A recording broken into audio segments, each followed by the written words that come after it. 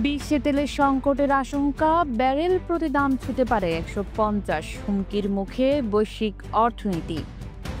বিশ্ব এখন এক নতুন জ্বালানি সংকটের দ্বারপ্রান্তে দাঁড়িয়ে আছে।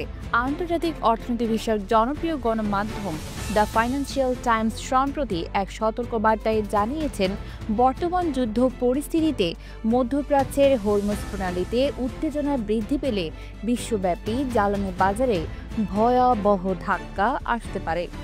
সংকটের মূল কেন্দ্রবিন্দু হরমুজ প্রণালী দিয়ে প্রতিদিন প্রায় 2 কোটি ব্যারেল তেল প্রবাহিত হয়।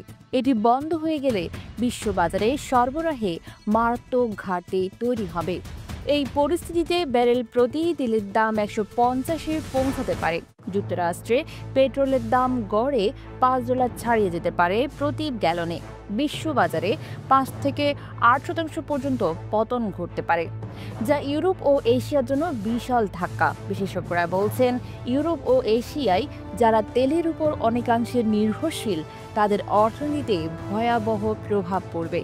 শিল্পোৎপাদন, পরিবহন এবং খাদ্যদ্রব্য সরবরাহে ব্যয় বেড়ে যাবে, ফলে মুদ্রাস্ফীতি নিয়ন্ত্রণে রাখা কঠিন হয়ে পড়বে। বিশ্ব অর্থনীতির চাকা একবার ধাক্কা খেলে এর প্রভাব পড়বে উন্নয়নশীল দেশগুলোতেও। দারিদ্র্য বৃদ্ধি, কর্মসংস্থান হ্রাস এবং আর্থিক চাপ সব মিলিয়ে এটি এক বৈশ্বিক অর্থনৈতিক ধাক্কা হয়ে দাঁড়াতে পারে। বিশ্লেষকরা এখন নজর রাখছেন হরমুজ প্রণালী ও মধ্যপ্রাচ্যের ভূরাজনৈতিক উত্তেজনার দিকে, যেখানে ছোট একটি ঘটনা গোটা বিশ্বের অর্থনৈতিক ভারসাম্য নড়বড়ে করে দিতে পারে।